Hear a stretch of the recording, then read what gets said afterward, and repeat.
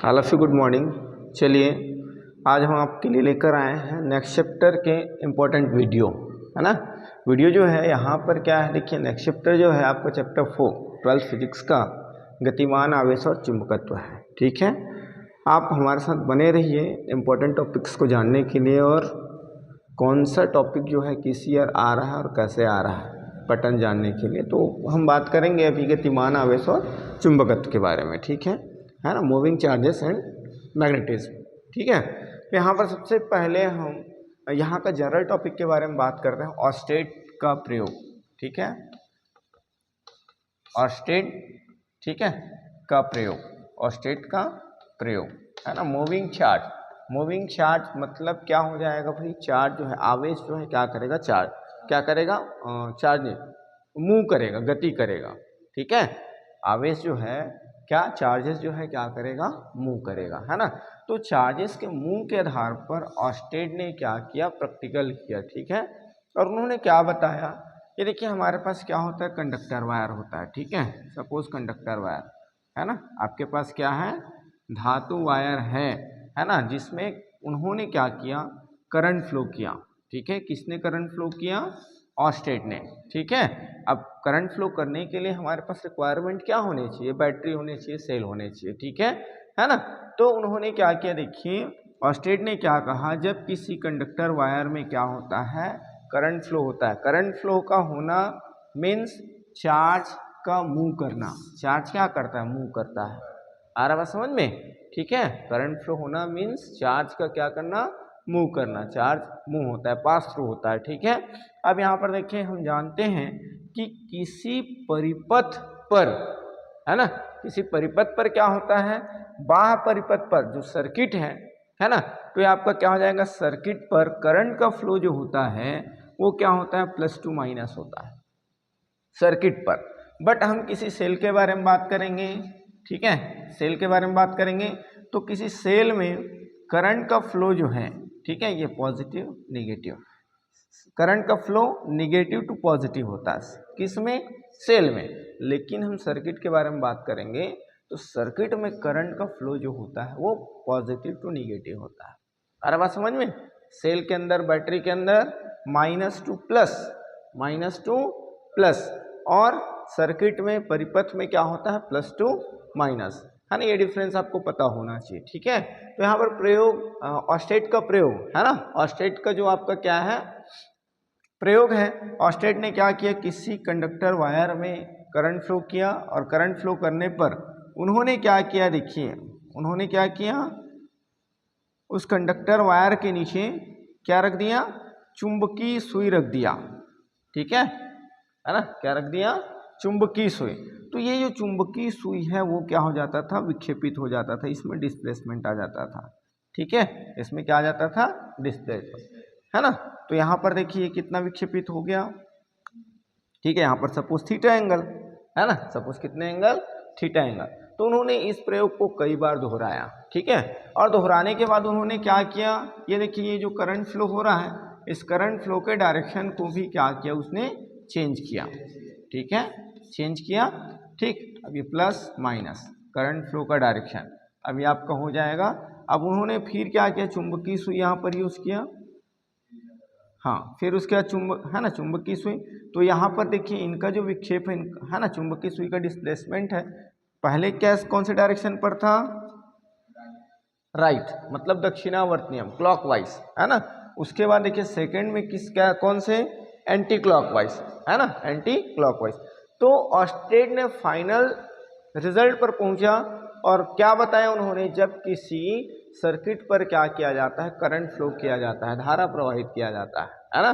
जब किसी सर्किट पर, जब किसी परिपथ पर क्या किया जाता है, करंट फ्लो किया जाता है, धारा प्रवाहित किया जाता है, तो उसके आसपास क्या हो जाता है, मैग्नेटिक फील्ड इंड्यूस्ड हो जाते हैं, चुंबकीय क्षेत्र क्या हो जाते हैं, उत्पन्न हो जाते हैं। इस घटना को ही हम क्या कहते हैं, ऑस्टेट का प्रयोग कहते हैं। आगे बात समझ में, इस घटना को ही हम क्या कहते हैं, ऑस्टेट का प्रयोग कहते हैं, है ना। अब इसके बाद देखिए ऑस्टेट के प्रयोग के बाद कौन आया, ये जनरल टॉपिक है बेटा इसका, है ना, इंपॉर्टेंट नहीं है।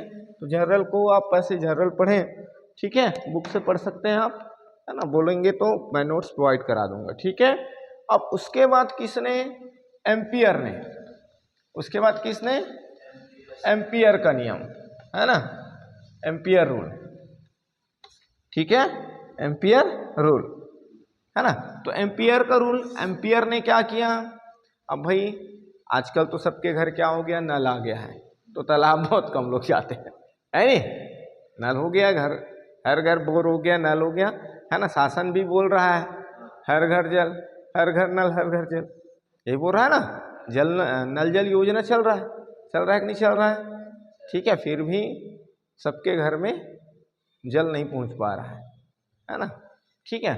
अब यहाँ पर क्या है, देखिए एम्पियर का नियम, एम्पियर ने क्या कहा, उन्होंने क्या किया, देखिए ऑस्टेड ने तो बता दिया कि भैया चुंबकीय सुई में क्या होता है, विक्षेप होता है, तो एम्पियर ने उनका डायरेक्शन बताया, ठीक है। एम्पियर ने किसका डायरेक्शन बताया, जब किसी परिपथ पर क्या करते हैं, हम धारा प्रवाहित करते हैं, है ना, और उसके आसपास क्या हो जाता है, धारा प्रवाहित करने पर, करंट फ्लो करने पर क्या हो जाता है, उसके आसपास मैग्नेटिक फील्ड इंड्यूस हो जाता है, चुंबकीय क्षेत्र क्या हो जाता है, उत्पन्न हो जाता है।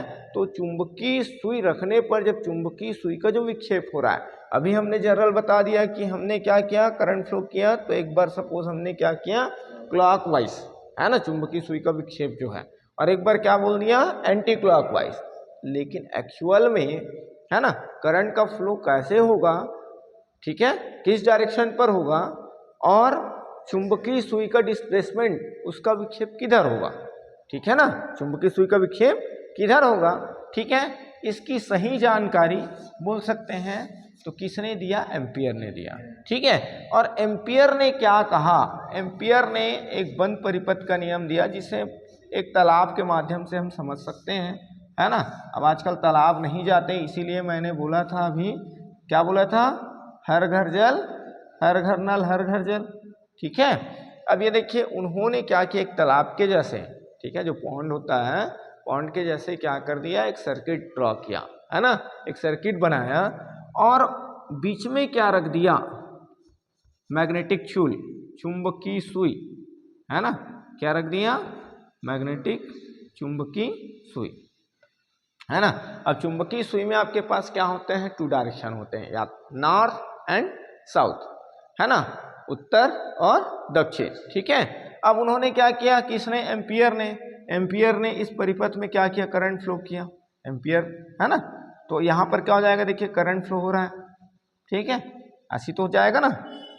इसको हम नाम दे देते हैं, ये करंट फ्लो हो रहा है I, A B C D E F, ये हो जाएगा जी, और ये हो जाएगा एच, ठीक है। जहाँ जहाँ बेंड है वहाँ वहाँ पूरे पॉइंट्स को हमने क्या किया, नॉमिनेट कर दिया, ठीक है।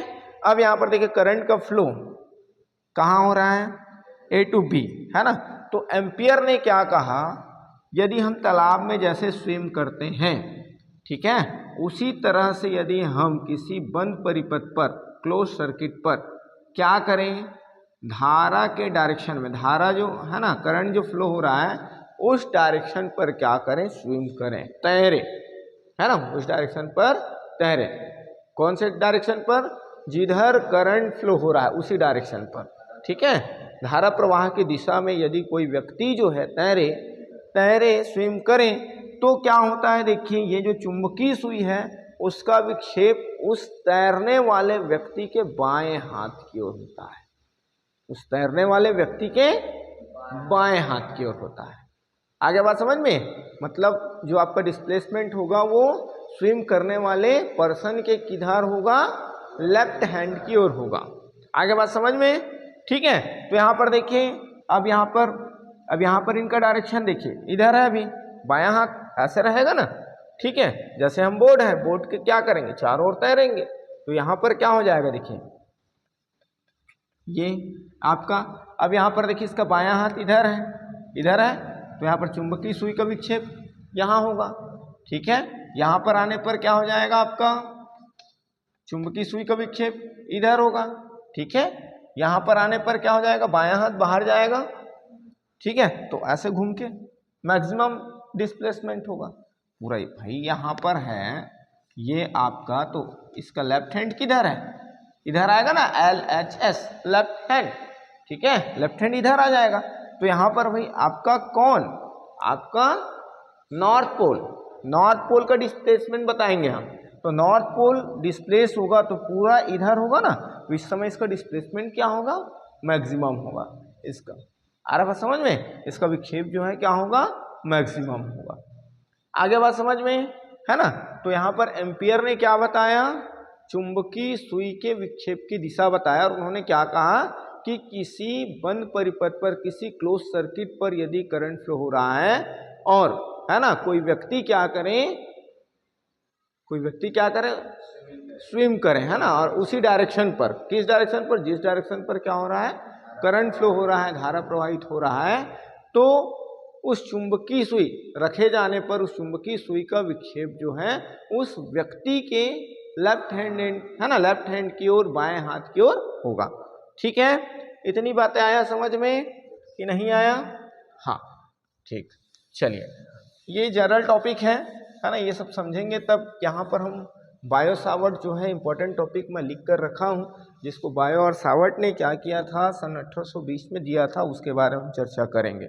ठीक है, इसके बाद हम बात करेंगे, देखिए चुंबकीय क्षेत्र की दिशा ज्ञात करने के नियम। ठीक है, ये भी जनरल है, चुंबकीय क्षेत्र की दिशा ज्ञात करने के नियम।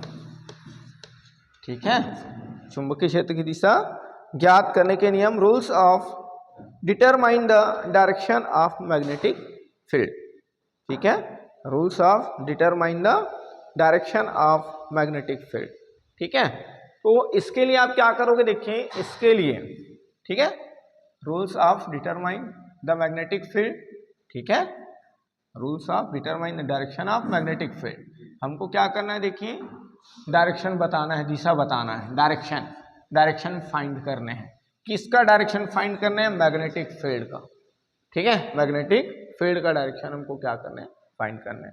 तो इसके लिए क्या करोगे आप, जैसे देखिए आपके पास है ना, ये आपके पास क्या है, देखिए एक गत्ता है। ठीक है, ये देखिए ये हमने क्या ले लिया, गत्ता ले लिया। ठीक, अब इसमें हम क्या करेंगे, बीच में छेद कर देंगे, ये छेद कर दिया। ठीक है, सपोज ये आपका आयरन रॉड है, हमने कील लगा दिया है, कील लगा दिया ऐसे। आगे बात समझ में, ये देखिए अब हमने क्या कर दिया, ये आपका क्या है, कार्डबोर्ड है ना, कार्डबोर्ड में हमने लगा दिया कील। मीन्स कील का मीन्स यहाँ पर कंडक्टर वायर, क्या लगा दिया, कंडक्टर वायर। ठीक है, इधर भी हमारे पास 2 टाइप से हम क्या करेंगे, प्रयोग करेंगे, ये ठीक। अब इसमें हम क्या करेंगे, इसमें हम है ना आयरन का जो स्मॉल पार्ट्स रहेगा उसको ऐसे क्या कर देंगे, फैला देंगे। ठीक है, लोहे के बुरादे, लोहे के बुरादे। ठीक है, स्मॉल है ना आयरन पार्ट्स। ठीक है, या चुंबकीय पदार्थ, ठीक है, जिस पर चुंबक क्या करता है, इफेक्ट डालता है, वो हम क्या कर देंगे, इसमें बिखेर दिए, है ना। अब बिखेरने के बाद हमको क्या करना है, इसमें करंट फ्लो करना है। ठीक है, ऊपर बेटा इसमें ऊपर में फैला देंगे, तो ये रहेगा कार्डबोर्ड में। वो आपके ऊपर है, पूरे में कर सकते हो या कम क्षेत्र में भी कर सकते हो, वो आपके ऊपर है। ठीक है ना। अब ज़्यादा करोगे तो उससे आपको ज़्यादा क्या हो जाएगा, प्रैक्टिकल आपको अच्छे समझ में आएगा, है ना। ज़्यादा एरिया में करोगे, ये जो आपका कार्डबोर्ड है ना, ये जो आपका कार्डबोर्ड है उसको क्या करो, बढ़ा लो, है ना, और क्या करोगे, बिगर एरिया पर क्या कर दो, उसको बिखेर दो, है ना, किसको, चुंबकीय पदार्थ को, है ना, आयरन के टुकड़े, लोहे के छीलन को। ठीक है, लोहे का छोटा छोटा छीलन आता नहीं, बारीक बारीक, लोहे का काम करते हैं, उसके पास मिल जाएगा वो। ठीक है, तो उसको ज़्यादा क्षेत्र में बिखेरोगे तो आपको और प्रैक्टिकली अच्छे समझ में आएगा, है ना। अब यहाँ पर देखिए हमने क्या कर दिया, कार्डबोर्ड लिया, उस पर हमने क्या कर दिया, छेद करके क्या कर दिया, कंडक्टर वायर लगा दिया और उसके ऊपर क्या कर दिया, लोहे के छीलन को बिखेर दिया। ठीक है, लोहे के आयरन के छोटे छोटे टुकड़े, स्मॉल पार्ट्स को। ठीक है, अब इसमें क्या करें, करंट फ्लो करें। इसमें क्या करेंगे, करंट फ्लो करेंगे और करंट फ्लो करने के बाद आप इसको धीरे धीरे धीरे धीरे क्या करते जाओगे, पुश करते जाओगे, खटखटाते जाओगे। ठीक है, तो ये जो आपके लोहे के बुरादे हैं क्या होते जाएंगे, अरेंज होते जाएंगे। और कैसे अरेंज होते जाएंगे, सकेंद्री वृत्तों में। ठीक है, सर्कल में, जिनका वृत्त कैसे रहेगा, ऐसे सकेंद्री वृत्तों में अरेंज होते जाएंगे। आगे बात समझ में। ठीक है, तो अब देखिए एरिया सपोज बिगर है, एरिया बिगर है तो क्या होते जाएगा, ये धीरे धीरे इनका कर्व जो है कम होते जाएगा, कर्व जो है कम होते जाएगा और फिर क्या हो जाता है, वो स्ट्रेट हो जाता है। आ रहा बात समझ में। तो ये कब समझ में आएगा, जब आपके पास बिगर एरिया में रहेगा तब समझ में आएगा। तो हम धीरे धीरे उसको पुश करते गए तो ये जो लोहे का छीलन है वो क्या होते गया, व्यवस्थित होते गया। ठीक है, अरेंज हो गया, है ना, अरेंज हो गया। तब यहाँ पर हमने क्या किया, देखिए करंट का फ्लो जो है डाउनवर्ड डायरेक्शन टू अपवर्ड, नीचे से ऊपर हमने करंट का फ्लो, है ना, धारा का प्रवाह कैसे नीचे से ऊपर है। तब यहाँ पर देखिए चुंबकीय बल रेखाओं की दिशा, है ना, चुंबकीय क्षेत्र पर यहाँ पर क्या होता है, एंटी क्लॉकवाइज होता है। आ रहा बात समझ में। इस समय क्या होता है, जब धारा का प्रवाह हम क्या करते हैं, धारा का प्रवाह जब करंट का फ्लो जब हम नीचे से ऊपर करते हैं तब यहाँ पर क्या हो जाता है, चुंबकीय क्षेत्र, चुंबकीय बल रेखा कैसे होता है, ये जो है, ये जो आपका अरेंज हो रहा है, ये चुंबकीय बल रेखाओं को प्रदर्शित करेगा। किसको प्रदर्शित करता है, किसको शो करता है ना, चुंबकीय बल रेखाओं को प्रदर्शित करता है। ठीक है ना। इसके बाद हम बात करें, देखिए अब यहाँ पर current flow up to down, है ना, अप टू डाउन, फिर वही प्रक्रिया, है ना, प्रोसीजर वही है। फिर हमको क्या करना है, पुश करना है, धीरे धीरे पुश करेंगे तो फिर क्या हो जाएगा, ये जो आपके लोहे के बुरादे हैं वो फिर क्या हो जाएंगे, लोहे के छीलन है वो फिर क्या हो जाएंगे, आपके व्यवस्थित होते जाएंगे ऐसे, है ना, किस फॉर्म में होते जाएंगे, सकेंद्री वृत्तों के फॉर्म में, जिनका सेंटर क्या होगा, कॉमन होगा। ठीक है, कॉमन सेंटर। ठीक है, ऐसा सर्कल में। अब इस समय देखिए करंट फ्लो का डायरेक्शन चेंज हो गया, तो यहाँ पर ये चुंबकीय बल रेखा है, इनकी डायरेक्शन भी क्या हो जाता है, चेंज हो जाता है ना। तो इस समय ये क्या हो जाता है, क्लॉकवाइज हो जाता है। इस समय क्या हो जाता है, क्लॉकवाइज। ठीक है, आगे बात समझ में कि नहीं आया। इसके बाद देखिए, इसके बाद हम बात करेंगे मैक्सवेल का दक्षिणावर्ती पेंच का नियम। ठीक है,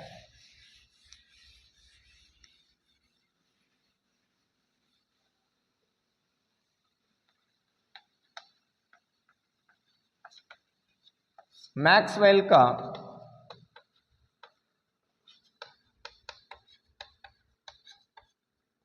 दक्षिणावर्ती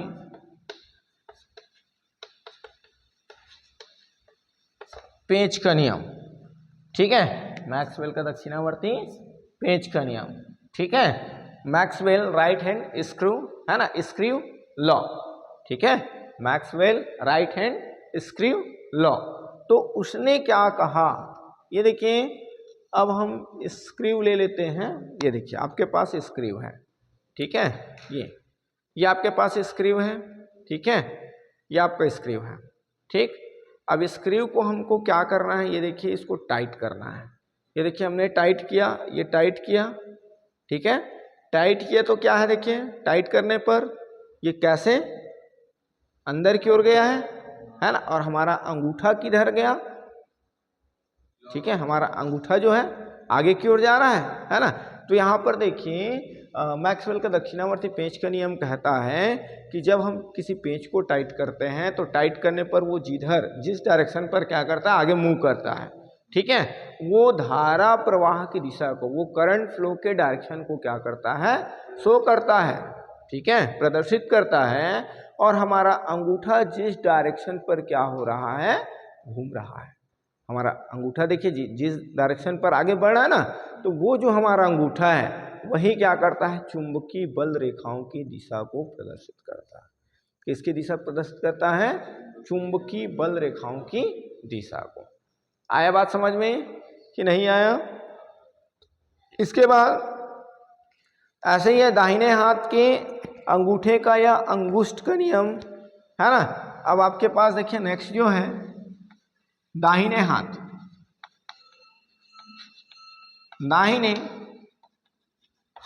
के अंगूठे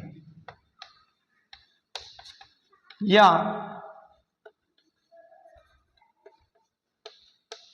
अंगुष्ठ का नियम, ठीक है, दाहिने हाथ के अंगूठे या अंगुष्ठ का नियम। अब देखिए हम कंडक्टर वायर को कुछ इस तरह से पकड़ेंगे, ठीक है, कंडक्टर वायर को कुछ इस तरह से पकड़ेंगे दाहिने हाथ से।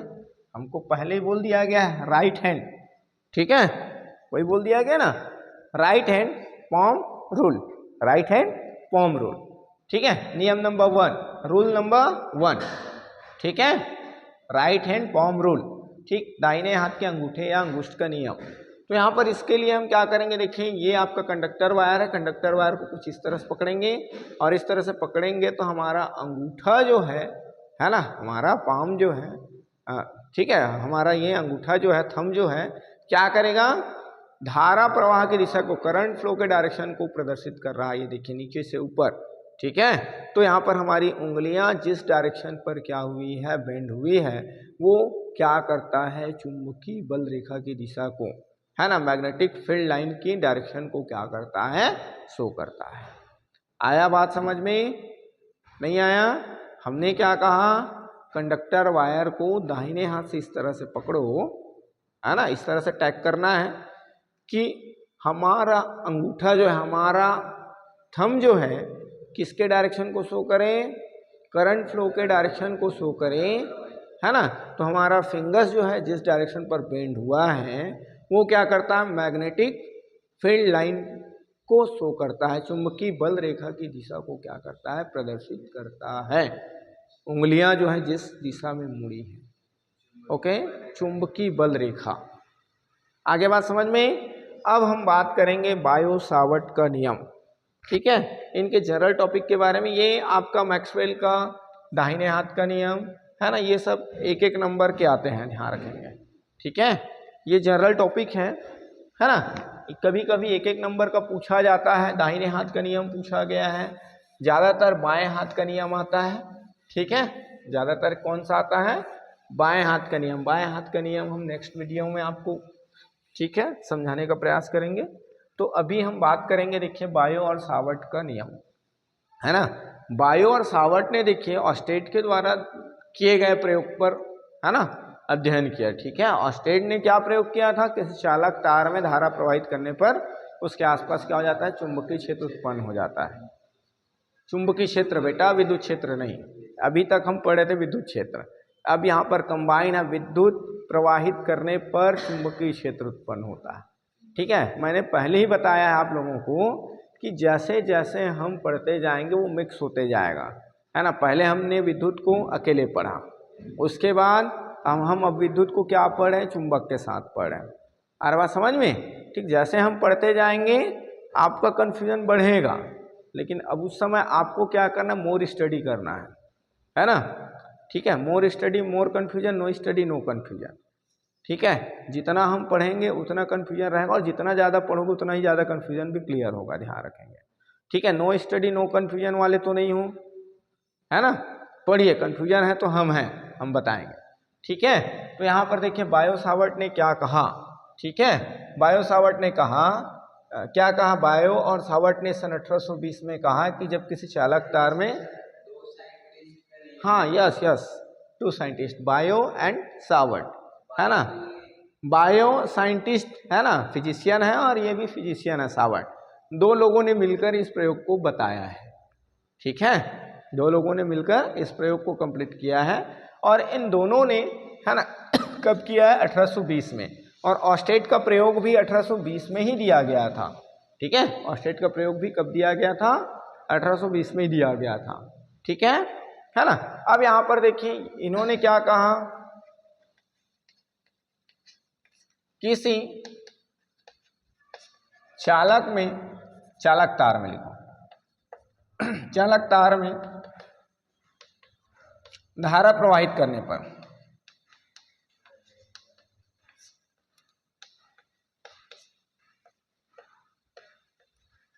उसके आसपास, उसके नियर एरिया में, है ना, आसपास चुंबकीय क्षेत्र उत्पन्न हो जाता है, हो जाता है, जो निम्न कारकों पर निर्भर करता है, निम्न कारकों पर निर्भर करता है। ठीक है, नहीं परिभाषा नहीं है वो, अभी हम जनरल लिख रहे हैं, निर्भर करता है। अभी बताएंगे ऑस्टेट और बायो सावर्ट का जो परिभाषा है उसको अब बताएंगे।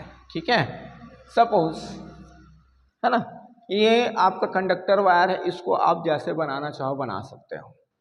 ठीक है ना, सीधा बनाना है सीधा बनाओ, टेढ़ा बनाना है टेढ़ा बनाओ, उसमें कोई दिक्कत नहीं है।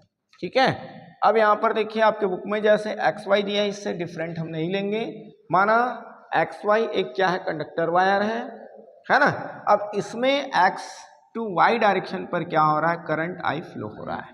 ठीक है, तब यहाँ पर हम बात करेंगे, देखिए इससे हम बात करें कितनी दूरी पर, आर दूरी पर, आर दूरी पर कोई बिंदु P है जिस पर चुंबकीय क्षेत्र की तीव्रता dB। ठीक है, वैसे तो हम लेंगे B, है ना, और लेंगे B, हम यहाँ पर dB इसलिए शो कर रहे हैं क्योंकि हमको पूरे वायर के लिए पहले बात ना करके हम एक छोटे से खंड के लिए बात करेंगे, एक स्मॉल पार्ट्स के लिए बात करेंगे। स्मॉल पार्ट्स को यहाँ पर A B शो करते हैं, और स्मॉल पार्ट्स के लिए हम भाई लेंथ को L से डिनोट करते हैं, तो DL मीन्स, D मीन्स जब भी हम D यूज करेंगे तो वहाँ पर क्या हो जाएगा, छोटा हो जाएगा, वो स्मॉल हो जाएगा। आ रहा बात समझ में? ठीक है, तो यहाँ पर हम बात करें, देखिए पूरे कंडक्टर वायर के लिए मैग्नेटिक फील्ड क्या होगा, B, बट यहाँ पर हमारे पास देखिए ये जो आपका स्मॉल पार्ट्स है AB, है ना, इसके लिए हम यहाँ पर बात करेंगे क्या, DB। ठीक है, DB, जिसका डायरेक्शन जो है सीधा ही होगा, है ना। अब क्या क्या लिखिए, देखिए माना एक्स वाई एक क्या है, कंडक्टर वायर है, चालक तार है, जिस पर एक्स से वाई की दिशा में क्या हो रहा है, आई, है ना। ठीक है, धारा आई क्या हो रहा है, प्रवाहित हो रहा है, आई धारा। अब देखिए इससे कितनी दूरी पर, आर दूरी पर कोई बिंदु P है जिस पर चुंबकीय क्षेत्र की तीव्रता हमको ज्ञात करनी है। ठीक है, चुंबकीय क्षेत्र की तीव्रता हमको क्या करनी है, ज्ञात करनी है, जो निम्न कारकों पर निर्भर करेगा। ठीक है, अब यहाँ पर इसके लिए देखिए, अब मान लेते हैं कि ये जो कंडक्टर वायर है कई छोटे छोटे अल्पों से, कई छोटे छोटे खंडों से मिलकर बना है। वैसे एक छोटा सा खंड यहाँ पर क्या है, AB है ना। AB हम एक छोटा सा अल्पांश ले लिए जिसकी लंबाई क्या है आपके पास, L, कितना, DL, है ना, छोटे से अल्पांश की लंबाई कितना है, DL है। ठीक, अब यहाँ पर देखिए, अब इस अल्पांश को और इस बिंदु P को मिलाएंगे तो यहाँ पर कितने एंगल फॉर्म हो रहा है, सपोज थीटा एंगल। ठीक है, तो ये जो DB है वो निम्न कारकों पर निर्भर करता है। पहला क्या कहा जाता है कि चालक में बहने वाली धारा, है ना, चुंबकीय क्षेत्र की तीव्रता जो है चालक में बहने वाली धारा के क्या होता है, अनुक्रमानुपाती होता है। ठीक है, चालक में बहने वाली धारा के क्या होता है, अनुक्रमानुपाती होता है। ठीक है, ये देखिए चुंबकीय क्षेत्र की तीव्रता, इंटेंसिटी ऑफ मैग्नेटिक फील्ड, चुंबकीय क्षेत्र की तीव्रता। ठीक है, इंटेंसिटी ऑफ मैग्नेटिक फील्ड क्या होता है, directly proportional to flowing current, है ना, जो करंट फ्लो हो रहा है उसके क्या होता है, डायरेक्टली प्रोपोर्शनल होता है। तो चुंबकीय क्षेत्र की तीव्रता क्या होगा, चालक में बहने वाली धारा के, चालक में बहने वाली धारा के क्या होता है, समानुपाती, अनुक्रमानुपाती। आपके बुक में जो लिखा है वैसे लिख सकते हो आप, अनुक्रमानुपाती होता है। ठीक है, अनुक्रमानुपाती होता है, अर्थात यहाँ पर क्या हो जाएगा, देखिए DB अनुक्रमानुपाती I। ठीक है, DB अनुक्रमानुपाती I। इसके बाद हम बात करेंगे, देखिए ये जो आपका छोटा सा अल्पांश है, अल्प, है ना, अल्प अंश, स्मॉल पार्ट AB, ठीक है। अब हम बात करेंगे, देखिए यहां पर बात करेंगे चुंबकीय क्षेत्र की तीव्रता। चुंबकीय क्षेत्र की तीव्रता चालक में लिए गए अल्पांश के क्या होता है, अनुक्रमानुपाती होता है। अनुक्रमानुपाती, ठीक है, अनुक्रमानुपाती होता है। आगे बात समझ में। तो इसके लिए हम क्या लिखेंगे भाई, अनुक्रमानुपाती होता है तो ये आपका dB जो है अनुक्रमानुपाती क्या हो जाएगा, dl, क्योंकि अल्पांश को हमने क्या लिया है, dl लिया है। और तीसरा जो है ये देखिए, तीसरा यहाँ पर क्या है, एंगल फॉर्म हो रहा है, थीटा एंगल, है ना। तो यहाँ पर देखिए चालक और अल्पांश को मिलाने वाली रेखा के मध्य बनने वाली कोण की ज्या के क्या होता है, समानुपाती होता है। ठीक है, चालक और बिंदु P को मिलाने वाली रेखा, चालक और बिंदु P को मिलाने वाली रेखा के बीच बने कोण की ज्या, ज्या मीन्स साइन, कोज्या मीन्स कौन, कॉस, ज्या मीन्स साइन, कोज्या मीन्स कॉस और स्पर्शिया मीन्स टेन। ये बातें ध्यान रखोगे आप लोग। ज्या मीन्स साइन, कोज्या मीन्स कॉस, स्पर्शिया मीन्स टेन। ठीक है, स्पर्शिया मीन्स टेन, है ना। तो यहाँ पर हम बात करेंगे, देखिए चालक और बिंदु P को मिलाने वाली रेखा के बीच, है ना, बने कोण, चलो वैसे ही रख लो, बने कोण की ज्या के क्या होता है, समानुपाती होता है, ज्या के समानुपाती होता है। ठीक है, तो यहाँ पर ये आपका हो जाएगा dB, समानुपाती क्या होगा, थीटा, थीटा होगा, लेकिन क्या बोला गया, ज्या, मतलब हो जाएगा साइन थीटा। ठीक है, क्या हो जाएगा, साइन थीटा। इनको इक्वेशन पुट कर देते हैं 1, इनको इक्वेशन पुट कर देते हैं 2, इनको इक्वेशन पुट कर देते हैं 3। ठीक है, चलिए इतना हो गया है क्या, नोट कर लिए हैं क्या आप लोग, चलिए नोट करिए। फिर आगे बात करें, है ना, हमने 3 टॉपिक पढ़ लिया है। ठीक है, बायो सावर्ट के बारे में पहला टॉपिक हमने क्या पढ़ा, किसी चालक में प्रवाहित होने वाली धारा, करंट, है ना। ठीक है, क्या होता है, किसी चालक में प्रवाहित होने वाली धारा क्या होता है, देखिए उसके आसपास उत्पन्न चुंबकीय क्षेत्र की तीव्रता के क्या होता है, अनुक्रमानुपाती। और देखिए सेकंड हमने पढ़ा है कि चुंबकीय क्षेत्र की तीव्रता जो है उस कंडक्टर वायर पर लिए गए अल्पांश छोटे से खंड के क्या होता है, अनुक्रमानुपाती होता है, dB अनुक्रमानुपाती dl।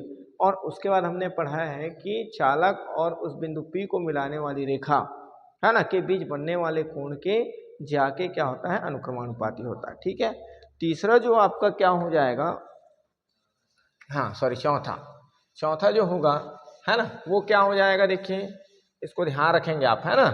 ठीक है, चलिए चौथा जो होगा वो क्या हो जाएगा, देखिए चुंबकीय क्षेत्र की तीव्रता, चुंबकीय क्षेत्र की तीव्रता चालक और बिंदु P के बीच की दूरी के वर्ग के क्या होता है, व्युत्क्रमानुपाती होता है ना। चुंबकीय क्षेत्र की तीव्रता चालक और बिंदु P के बीच की दूरी के क्या होता है, दूरी के वर्ग के व्युत्क्रमानुपाती।